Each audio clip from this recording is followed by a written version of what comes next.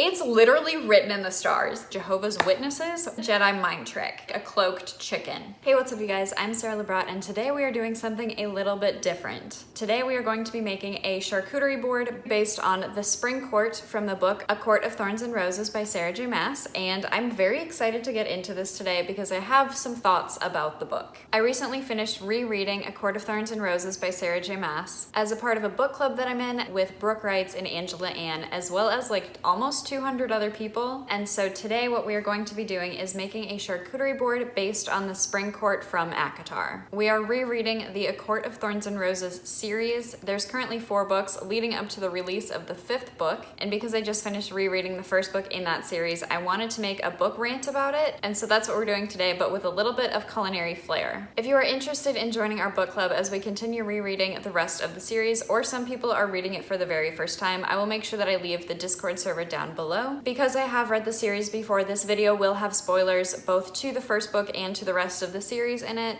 at least as the series currently stands, with A Court of Thorns and Roses, A Court of Mist and Fury, A Court of Wings and Ruin, and A Court of Silver Starlight. Why does that not sound right? Oh, it's A Court of Frost and Starlight. I know what these books are called, it's fine. If you have not yet read the books and don't want to get spoiled, this is where we probably have to say goodbye. But when you have read the books, make sure you come back and watch this video, and I will see you guys next time. If you like this video, please give it a thumbs up to show your love and support, and let's get into it. Today we are doing something that I've never done on this channel before, and that is working with 2 camera angles. I'm going to be making this charcuterie board on this absolutely stunning cutting board that my uncle made my parents and has not been used yet. It has just been sitting in my kitchen as decoration pretty much, and so we're finally getting to use that today. To start off, I just want to appreciate how fast this book gets started and continues moving for the entire 448 pages. It really just gets right into the action and pretty much like doesn't stop. At least I was not feeling very many lulls in rereading this. I also forgot how much I loved this book. As a part of this book club, we are rereading each of the books, and I almost skipped out on this one because I remembered not liking it all that much. I was wrong.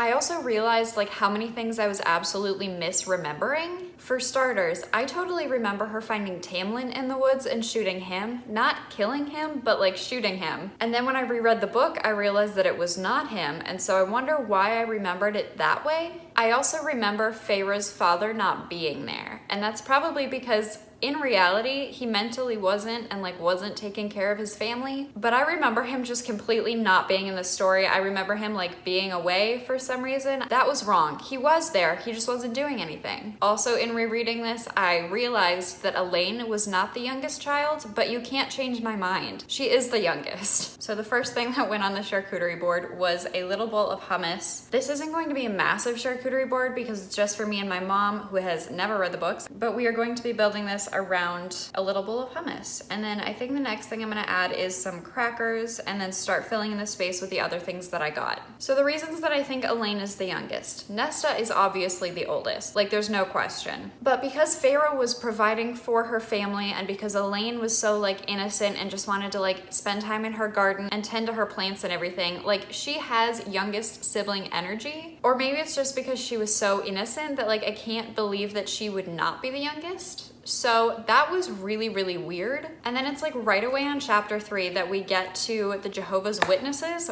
aka the Children of the Blessed. The reason they reminded me of Jehovah's Witnesses was there was a line where they said, "Have you a moment to spare so that you might hear the word of the blessed?" They're Jehovah's Witnesses. I just thought that was so funny because I forgot how in your face they were, and like, oh my gosh, ridiculous, amazing. Okay, I don't know how to do this. I have never made a charcuterie board before, so we are just kind of winging it today, and we're just gonna hope that it turns out good. I don't know if I actually want to put the crackers on there yet. I feel like I maybe need some more bowls. We'll put some more bowls on there first. Ooh, nice. Okay, we got this amazing, cute little jar of green olives. It even has like glass handles that are like tiny, but they're really cute. It smells like olives. Okay, so if you've read the books, you know what happens next. Tamlin comes to claim Feyre as part of the treaty because she killed one of the Fae. Now she supposedly has to go and live in Perithian, sort of like a life for a life situation, and so she goes, she's in his manor. She at some point finds out that he's the High Lord, and I don't think it's until she actually talks to the Suriel that she figures that out, which, love the Suriel, one of the best characters in this series. And then despite knowing that Feyre and Tamlin get together, I was starting to sort of ship, what is his name? Shoot. Lucien. That took way, way too long to figure out what his name was. But because they were clicking right away, I was totally starting to ship Lucien and Feyre together, but not Tamlin and Feyre. It was so stiff between the two of them, and I understand why. But like, if you're trying to get this woman to fall in love with you, do a little bit better. And then someone in our book club discussion for the first book brought up, they thought the only reason that Tamlin ended up getting his hand injured and then Feyre repairing it was to create some form of intimacy between the two, because up to that point there was absolutely none. Okay, let's put some more stuff on here. I have one more dip. Because I've never made one of these before, I actually texted my old roommate and asked her, because she likes making these charcuterie boards. So I had to ask her for some pointers. So if you're watching this, hi Jenna. Okay, so now that all of our spreads and stuff are out, I don't really know what the best or cutest way is to organize this. We'll do it something like that. I forgot to wash my grapes, hang on. I have to wash produce. Okay, this is probably too much produce, but it's fine. All right, so now that that's done, let's talk about Rhys. This is important. The other thing I forgot about this book is how many times Rhys is actually in it before we know who he even is. What I was remembering was that he was just under the mountain, but I forgot that he shows up at Calanmai and he shows up at Tamlin's manor and like can see through this glamour that like Tamlin has spun around Feyre, and could just see like straight through it. I also love how Feyre had the audacity to ask Rhys at Calanmai if he was a part of the Spring Court, and his retort was, "Do I look like I'm a part of the Spring Court?" And you could tell that he was offended. And not only was he at Calanmai, he saves Feyre from Calanmai. Or like 3 dudes that were there and like kind of like started herding her off, he like swoops in and saves her. Totally did not realize on the first read through that this was that dude. Only in rereading did I figure out that Rhys was here from the beginning. While we are still talking about the uncomfortable ceremony that is the Great Rite of Calanmai, I thought that the writing for like the chapters leading up to when that happened with like the slow drum beat was so good until I figured out why it was a slow drum beat that slowly kept getting faster, and then I was so incredibly uncomfortable. I remember the festival. I remember the drums, I remember the fires, but I did not remember why there was a drum beat, what the heck the Great Rite was. That was uncomfortable. I even had to make sure that I was like reading that right, so I messaged Angela and Brooke, who were ahead of me at this point, and I was like, hey, is this uncomfortable to anybody else? And they were like, yeah. I was like, okay, cool. Okay. While we're sort of talking about Rhys, let's talk about the Pool of Starlight. While I add some grapes or something, I don't know, I want to add something dark, but I'm kind of out of the dark things because this is based on the Spring Court. So maybe let's just add fruit, and don't mind me gesturing with a knife, it's fine. Tamlin and Feyre, when they went to the Pool of Starlight, which is in the Spring Court, which is weird and I'll get to in a second, but when they went, there was this like tale or this like rumor that Tamlin was telling Feyre about, and how like swimming in it was like this and completely like amazing experience. And she was like, well, what if you drink it? And he said, well, if you have a glass of it, you'll be mirthful for the rest of your days. Did not know what mirthful meant, and so I looked it up, and it means joyful. Is that foreshadowing? Probably. Is that a shout out to how she is going to be happy with Rhys for the rest of her days and that Rhys is her mate? Maybe. But like, why is this incredibly night court thing, this Pool of Starlight, not in the night court? Why was this in the Spring Court? That doesn't make any freaking sense to me. Okay, this is a lot of grapes. I might have to cut these down. The Pool of Starlight should be in the night court. It just should be. And like literally it doesn't make any sense for it not to be, other than plot development and foreshadowing of her being happy with Rhys for the rest of her days. It doesn't make sense. All right, so let's talk about the whole curse thing, and everybody being released was contingent on Tamlin getting a mortal woman with hate in her heart towards the Fae to fall in love with him. Right? Sure, whatever. All of that hinged on her saying the words, I love you, and completely meaning it. She doesn't freaking say it, even though she feels it, even though she wants to, and then he sends her back home because he wants to get her out of trouble and wants to just get her out of the way so that she doesn't get hurt. And in doing that, he basically sacrifices himself and his entire court and the entire land of Perithian for this one chick that he's in love with, which sure, great. But what? And as he's like sending her away, Feyre is like thinking about it. She wants to say it, but she's like in the carriage and she like starts going away and then she doesn't freaking say it. And I was talking to Brooke about this, and Brooke said even though she knew what happened, she was totally expecting Feyre to say it. She was like cheering her on. She was like, you have to say it. This would save so much time. So much time. But no. Like what? Why? If you love the dude, just say it back. Like it's not that hard. But apparently it is. So whatever. I feel like that's a common sentiment today is so whatever. Okay, how do I cut this well? I don't know. I just realized the knife is like very ominously just off to the side, and that can be seen in the other camera. So that's mildly threatening. Also mildly threatening, this was an accidental segue. Nesta.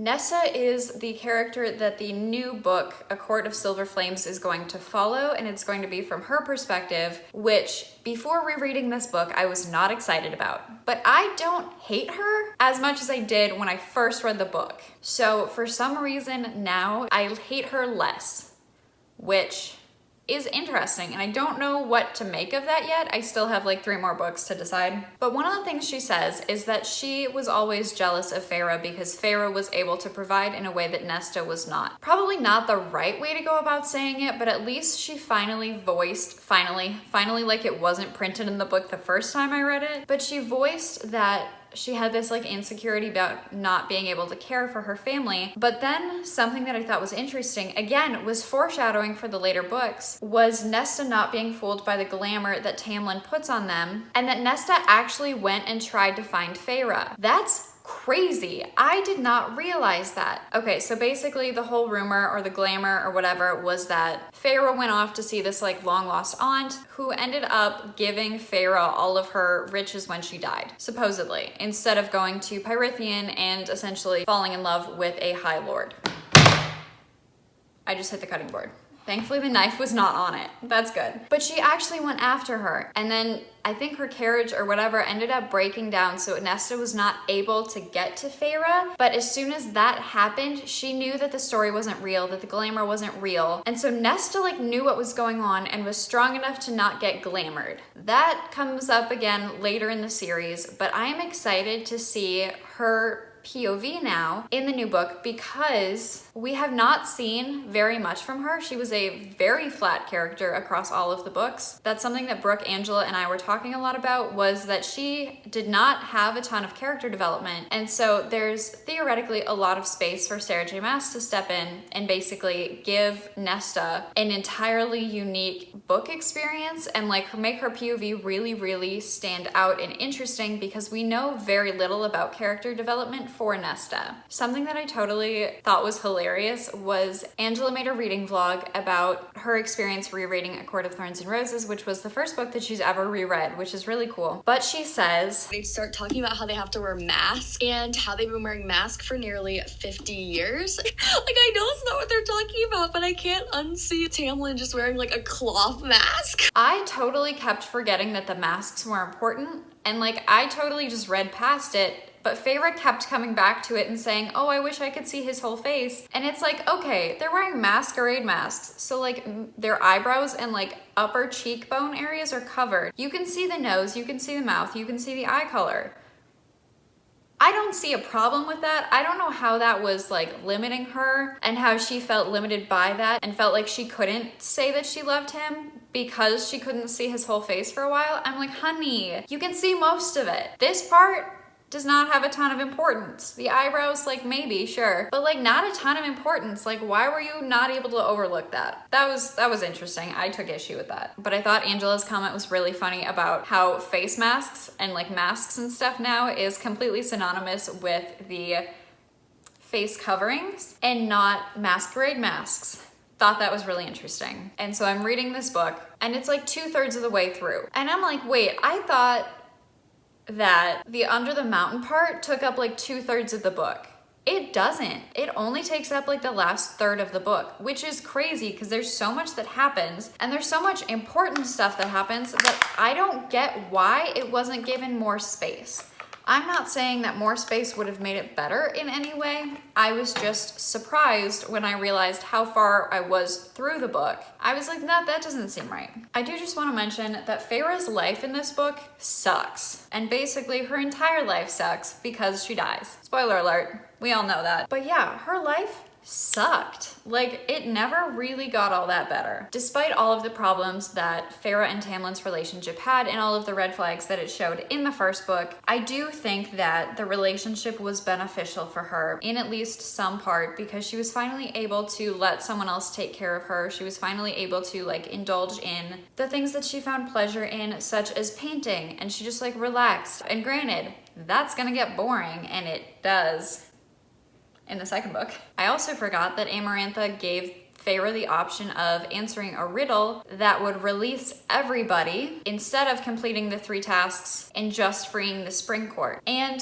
okay, I forgot how cheesy this riddle was. During the live stream for the first book chat of the first book, I had to have Brooke read it to me because I wasn't there yet, but here it goes. There are those who seek me a lifetime, but we never meet, and those I kiss, but who trample me beneath ungrateful feet. At times I seem to favor the clever and the fair, but I bless all those who are brave enough to dare. By large, my ministrations are soft-handed and sweet, but scorned I become a difficult beast to defeat. For though each of my strikes lands a powerful blow, when I kill you, I do it slow. I forgot how cheesy it was. When I read the book for the first time, I thought it was hope. I also totally forgot what it was though this time around, and kind of got to the end of the book and was really disappointed when the answer was love. It just seems way too simple for like this all-powerful, terrifying being that is Amarantha, who has all of the 7 High Lords under her spell. How was that the answer if okay, love is the answer, cute. But like, it didn't give me a satisfying enough feeling when I read that. I was like, okay, what? And Feyre was having a very, very, very, very, very, very, very, very hard time answering it. And like, she did not know what it was. So before Feyre goes under the mountain, there is a scene, or a series of scenes with different kinds of creatures. We got the Bogey, the Naga, the Cereal, and the Ator. Also, when I tapped Ator into my notes, it auto-corrected to Attorney, so that's fun. The Ator seems like the Ilkin from Throne of Glass. Like, that's immediately what popped into my mind, and then I couldn't shake it because we never really got a good definition of the Ator. But in Throne of Glass, there are very good definitions of the Ilkin. The Cereal I thought was much smaller, and I didn't realize that it was like super bony. For whatever reason, I thought the Cereal was like a cloaked chicken. That's what I thought it was the first time I read the book. Anyways, it's fun. Love being wrong about descriptions, love getting certain things in my head and then never being able to shake that. I probably thought of the chicken thing because you have to feed the Cereal freshly killed chickens in order to capture it. Like, that's part of it. And that probably just stuck with me in the wrong way because I thought it looked like a chicken. Not a cute chicken, not a regular chicken, but like a creepy chicken. I thought it was like a black feathered, kind of like slightly humanoid, but also with chicken features. And let me tell you, I was wrong. That's all there is to it. Okay, the Naga. Interesting stuff. They were like described as having serpentine features, but having bodies like strong men. And so what I then pictured was black, scaly dudes with like snake necks. I don't know what she meant. Honestly, have no idea what she meant. That's what I pictured. And like, yeah, it's freaky because I was just thinking of these like 4 burly dudes with scales and snake necks coming at me. That did not seem fun. The Bogey is an interesting concept. I don't remember if the Bogey was the one that they saw in the woods or heard in the woods or felt in the woods when everything went silent when she was out hunting with Lucien, or if the Bogey was the one that disguised itself as her father, and then when Tamlin found her and came after her, then she saw it as a quiver of ash arrows. I don't know. But whichever way, I think that the Bogey was basically a good way for Tamlin to then get injured so that Feyre would have to heal him, or at least stitch up his hand because he couldn't heal it because of the venom or whatever. That was a good way for them to bond. Other than that, I don't really think it was all that important. I do think that the part where she saw her dad and got hopeful, and then the part where she saw the ash arrows was really, really cool. Again, I might be talking about two completely different creatures. I don't remember, even though I finished reading this yesterday. Okay, I need to fill this in more. This is a really big board. I did not realize that. Cute. Okay, that works. Just need to add a couple more crackers. All right, so we are nearing the end of making this charcuterie board. Under the mountain, Feyre is able to find Alice, I think that's how you pronounce her name, in the ruins of Tamlin's Manor. And basically, Alice then leads Feyre to the under the mountain, like opening entrance thing from the spring court, and then gives her 3 rules. I don't remember what order they're in, but one of them is to never give a fairy her name. The second one is to never make a deal with a fairy unless you have to and your life depends on it. And then the second one is don't drink the fairy wine. Feyre, I don't know how to describe her main character, does all 3. Against what Alice told her to do, she does all 3. One of them she does twice. Drinking the wine, she does a lot. So she gives Amarantha her name to save Lucien, which, like, I mean, fair, like, good call probably. But then she makes the deal for her life and for Tamlin's life and the spring court lives with agreeing to do the 3 tasks at Amarantha's choosing. And that is the life bargain that she's given, and she takes it. And then her life is in danger again when, like, after the first task, she has a bone through her arm that needs to be healed, and she starts getting feverish and she starts freaking out. And then Rhys shows up and offers her a deal, and she takes it because she thought that she was gonna die otherwise, and so she takes it.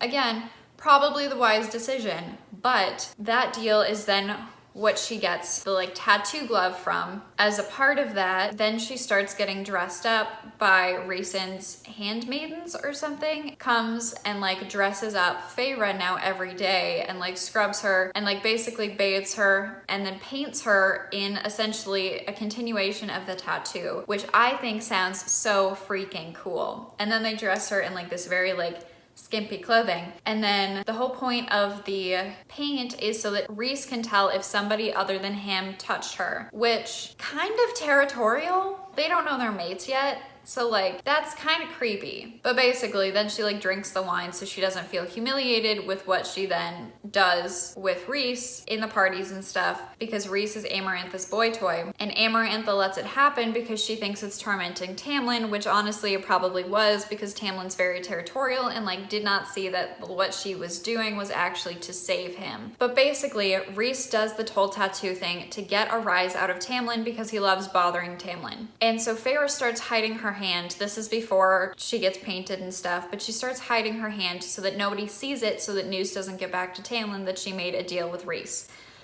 I'm like out of breath. But basically, Rhys then says, unless this lack of gratitude and appreciation is because you fear a certain High Lord's reaction. Tamlin, I could already see his face going pale, his lips becoming thin as his claws came out. I could almost hear the growl he'd emit when he asked me what I had been thinking. I think I'll wait to tell him until the moment's right, though, Rhysand said. And basically then he waits until Feyre is all painted for the first time and wearing the skimpy dress to then bring her in front of Amarantha and Tamlin. And that's when Tamlin first figures out that Feyre and Rhysand made a deal. Okay.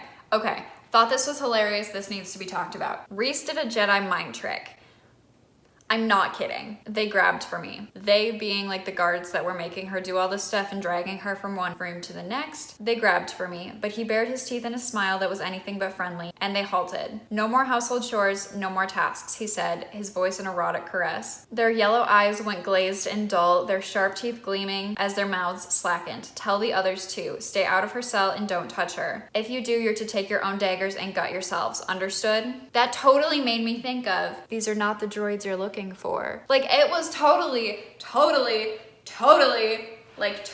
Jedi mind trick, and I freaked out when I read that. I was like, Sarah J Maas got inspiration from Star Wars, she incorporated that, and I'm here for it. Okay, I cried twice during this book. I do not remember crying the first time I read this book. So I honestly was trying to figure out if there was a way that I could incorporate cutting onions or something into this. That would not have been good on the charcuterie board. I don't think that can be done well. You can't just put raw onions on something like this, but I thought that that would have been really funny if I was cutting onions and talking about the things that made me cry. But the first part that made me cry was early on where there was a fairy from the summer court who had his wings cut off that Tamlin brought in, and this fairy basically died on the front table. I sobbed. I was on the plane with my mom. She like looked over at me and was like, "Are you okay?" And I was like, "It's so sad. The book is so good." But I was like, that's such powerful writing to be able to communicate such strong emotions like that. And then I almost cried. I don't think I actually cried during this part, but I almost cried when Feyre and Nesta were talking. And this is one of the reasons I don't hate Nesta as much as I thought I once did. She was telling Feyre, try to send word once it's safe. And if it ever is, Father and Elaine can have this place. I think I'd like to see what else is out there, what a woman might do with a fortune and a good name. And I thought that was so cute. I was so proud of her. I was like, yes, get it. That's amazing. We want to see you succeed. That might be what happens in A Court of Silver Flames. I know that it's about Nesta and Cassian, supposedly. And I know that Nesta is now High Fae or something else because she fought the Cauldron in like the last book. But she's strong, and she says this. And so like honestly, now talking about this scene where I like teared up, the new book might be really, really, really good. I just was hesitant until rereading this book because like amazing. Another thing of foreshadowing that happens in that same paragraph though is Nesta saying, don't bother, I don't think I'd be particularly fond of fairies. I think you might change your mind. Somebody in the book club discussion said that this book was written to be reread. Now, after rereading it, I could not agree more. There was so much freaking foreshadowing in this book. It was absolutely insane. I also just have to mention before I give my rating on rereading this book is that in the book club discussion, I mentioned how I viewed Henry Cavill as the perfect actor to play Tamlin. Like with the length of hair that he had in The Witcher, but blonde, I'm like, I would totally love to see Henry Cavill play Tamlin. Then I was reading the acknowledgements at the end of this book, and to Susan Dennard, Sarah wrote out a list of like their matches, basically like you're the blank to my blank, the blank to my blank. And then she put in some inside jokes. And one of the inside jokes was Henry Cavill. It's literally written in the stars. That'd be so good. I do not often rate books. I either like them or I don't. But today, because Kelly in our book club mentioned that she rates books on whether or not she would read it again, that is the scale that I want to use today, because 5 out of 5, I would read it again. This was so amazing. I'm like in shock that I almost didn't want to read this book. Like there's so much to it. There's so much foreshadowing for the rest of the series. Like I might honestly, even though we're only one book in, I might honestly, as soon as we're done, have to reread the series again because it was so good. I am like shocked. I did not think I was gonna like reading this book as much as I did because I hate Tamlin and the rest of the books. And like, I thought that this book didn't have Rhys in it, but it did, and Tamlin was actually like semi-decent. Not the best, there were still issues, but like semi-decent, better at least than he is later. And so as far as that scale goes, I would give this book a 5 out of 5. I would give this book a 5 out of 5 also for just like how much it surprised me, because in the 6 years since this book has come out, I totally forgot how much was in it. Like, that's amazing to me. So this is how our lovely charcuterie board turned out. I have both red and green grapes. I have strawberries. I have apricots. I have a sliced up apple. I have almonds. I have 3 different kinds of crackers. These are pretzel crisps. These are standard club crackers. These are like a multi-seed, this kind. And then I have fig butter, which if you have not tried this from Trader Joe's, highly recommend. It is freaking delicious. In the middle, I have hummus, I have some tapenade, and I have a bowl of green olives. I wanted to put edible flowers on the charcuterie board for the spring court because I thought that that would be really cute. The grocery stores that I went to did not have any, so I ended up buying tulips, which is why they're in the background there, because I wanted this to be fun and springy. So if you enjoyed this video, please give it a big thumbs up because it really supports my channel. I would love to know down below which court you think you would be in. I would love to be in the spring court, but maybe if it was ruled a little bit differently. The night court for sure, or like the autumn court, again, if it was ruled by different people. Also, if you enjoyed this video, please let me know because I am totally willing to make more of these. I honestly might make more of these even if you guys don't want me to, or at least something similar. So please let me know down below if you enjoyed this video because I would appreciate the feedback. And now I get to enjoy eating this, and so thank you so much for joining me today. If you are subscribed, I really appreciate the support. support. But if you are not already and want to see more videos from me, make sure you scroll down below, hit that big red subscribe button and that little notification bell next to it so you get updated every time I upload a brand new video. All right. It feels weird to say goodbye because I've been talking for so long, but with that, I think that's gonna be it from me today, you guys, and I will see you guys next time with another video. Bye!